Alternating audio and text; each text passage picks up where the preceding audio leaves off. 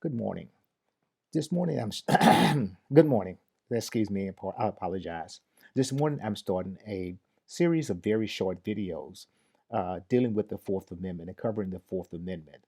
These videos will only cover about 15 minutes, but they will deal with specific topics in reference to the 14th Amendment to give you an opportunity to go back and review without having to look at an entire panopto class in order to get to one particular issue that you have some concern about. And so this very first video will deal with an introduction to the Fourth Amendment. If we look at the Fourth Amendment itself, the Fourth Amendment says the right of the people to be secure in their person, houses, papers, and effects against unreasonable searches and seizures shall not be violated, and no warrant shall issue but upon probable cause supported by oath or affirmation, particularly describing a place to be searched and person or things to be seized. If you look at that, or if you look at that amendment literally, it seems as if there are two parts to that amendment. There are two separate parts of the amendment because it says that no person's shall right against unreasonable searches and seizures shall be violated. No person's right against unreasonable searches and seizures shall be violated, and no warrant shall issue except for probable cause. History and the court has decided that the way that we read this article is we start with the warrant requirement. The warrant requirement is a primary requirement of the Fourth Amendment. A search or seizure done absent a warrant will be presumed to be unreasonable unless there's some well delineated exception to the warrant requirement. And when we talk about that, we have to look at how do we analyze a Fourth Amendment question? How do we analyze a Fourth Amendment question? And analyzing a Fourth Amendment questions, there are certain steps that you need to go through mentally. The first thing you have to make a determination of, is if the person has standing to bring the complaint, that Fourth Amendment complaint. That is, there is an unreasonable search or seizure. That is, that there was not a warrant or that the warrant was invalid. And in order to make that determination, the very first thing that you must do is determine that the person has standing. Does that person have standing? There are two basic requirements when you talk about a person having standing. The first is the person a part of the people which the Fourth Amendment was meant to protect. The second part that we'll cover a little later is does the person has a reasonable expectation of privacy and a thing that is subject of his complaint. First, you have to determine does the person have standing. If the person does have standing, you have to make a determination as if whether there's government action. And those are the two things we're going to cover this morning. But going on, if there is government action, you have to then make a determination, was there a search or a seizure based upon what the Supreme Court has said. If there was a search or a seizure, then we have to make a determination as to whether there was a search warrant, whether there was a valid search warrant. And if there is a search warrant, if there's no search warrant, then is there an exception to the warrant requirement? If there's an exception to the warrant requirement, does the exclusionary rule apply? Does the exclusionary rule apply? That is, will we exclude it because it violates the Fourth Amendment? And then, after we look at the exclusionary rule in its application, is there an exception to the exclusionary rule? Those are the things basically that we'll be covering in this class that deals that in reference to the Fourth Amendment. Now let's go on. The first thing that we said that we must make a determination of is the person a part of the people that the Fourth Amendment was meant to protect? In order to look at that, let me ask a couple simple hypothetical questions to you. I'll give you a couple of simple uh, uh, questions that I want you to answer to tell me whether the person has standing or not. Which of the following can bring a claim under the Fourth Amendment? First, a resident alien, a resident alien who leaves the United States on a 5-month voyage abroad. The person is resident. He's a resident. He's a resident alien of the United States. Has an education visa. Has a work visa, and he leaves the United States for 5 months on a voyage abroad. Does that person have standing if he's stopped on the high seas for some violation? Does he have standing to file a Fourth Amendment complaint? The answer is yes, he has standing. We'll come back a little later and tell you why. A foreign organization within the property of the United States, a foreign organization with property, I should say, in the United States. Does a foreign organization have standing?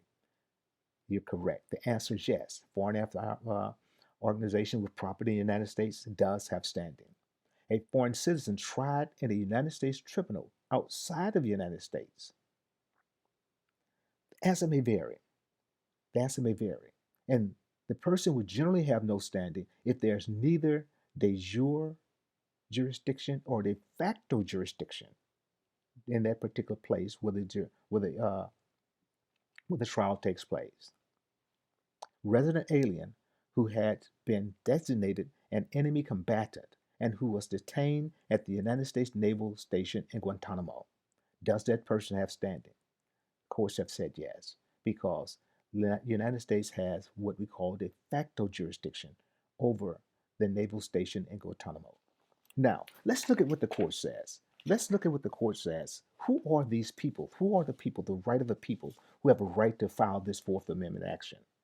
The people is a class of persons who are part of a national community or who have otherwise developed sufficient connection with the country to be considered part of that community.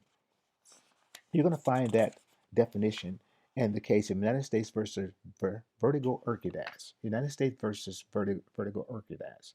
The class of people, the people is a class of persons who are part of a national community or who have otherwise developed sufficient connection with the United States to be considered part of that community.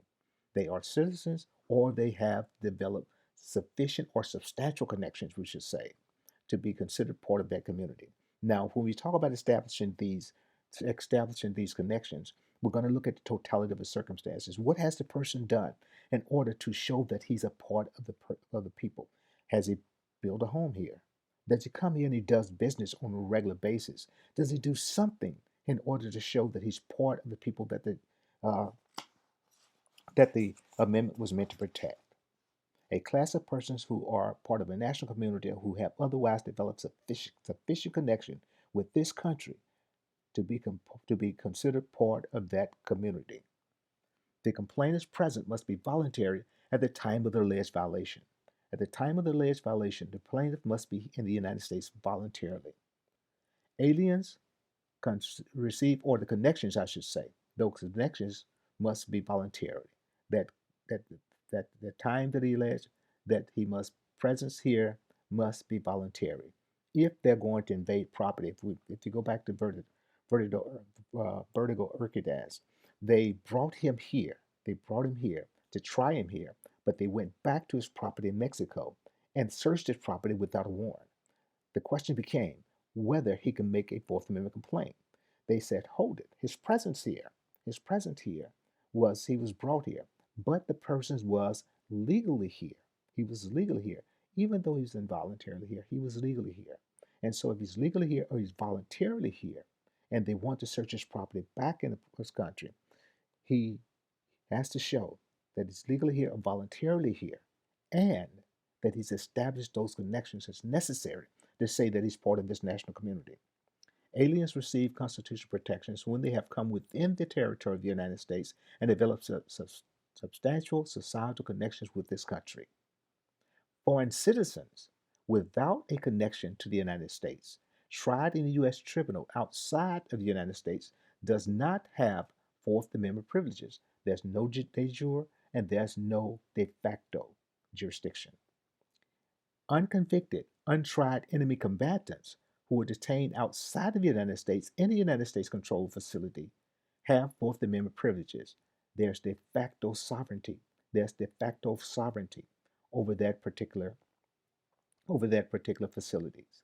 Does the United States de facto sovereignty or de jure sovereignty? Would be the question when we look at foreign citizens being tried outside of the United States. Besides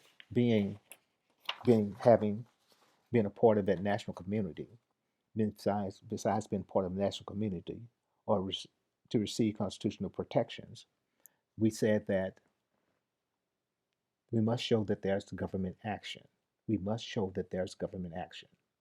The Fourth Amendment applies only if does not apply if the actions is taken by a private party. The Fourth Amendment does not apply if for actions that are taken by a private party.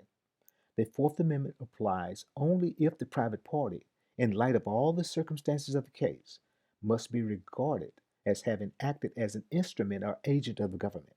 We're going to have to show that he's an instrument or agent of the government. Now, how do we do that? The question is whether the private person believed at the time of the search or seizure that his action was explicitly or implicitly requested by the government. And the government had reason to know that their actions might well give such rise to that belief. The person had reasons to believe that he had been explicitly or implicitly solicited by the government. And the government have reason to believe that the actions might well give rise to that particular belief. If a private citizen has on his own opened a package, there is no government action when a government official inspects the contents of that package. Private citizen engages in some activity. He engages in some activity, he opens a package. He opens something. He calls the government. He calls the government. Government comes in and they do the same thing that private citizen has done. There's no government action. Private citizen action and government action will not supersede that private citizen's action. Also, we said that the court has said violation of the Fourth Amendment requires an intentional acquisition of physical control. That's when we're dealing with a seizure. If we're dealing with a seizure, the government must act intentionally. There cannot be a negligent act on the part of the government in order for there to be government action. A seizure occurs even when an unintended person or thing is the object of the detention or taking. But the detention or taking itself must be willful. The detention must be willful. A Fourth Amendment seizure does not occur whenever there's a governmental cause termination of individual freedoms of movement, nor even whenever there is governmental cause and governmentally desired termination of an individual freedom. Let me explain that. Again, if we're going to have government action, that first it has to be done by the government, and that government action must be intentional. And when we talk about a seizure, there must be an intentional seizure. There cannot be some negligent act that's going to result in the seizure. The government must intentionally or willfully engage in that particular act for the purposes of seizing. However, the subjective intent of the government doesn't matter. They could want to seize you. They could want to seize you. They could want to stop you. But the act that stops you has to be willful. Now, with that, we're going to end this presentation. This presentation will be posted on my YouTube channel, and I'll give you instructions later on how to find it. But this is a presentation on, number one, the right of the people. Who are the people? And number two, government action that's required. The first two things that are required in order for a person to file a Fourth Amendment a Fourth Amendment claim. Does he have standing? And was there government action? Thank you so very much.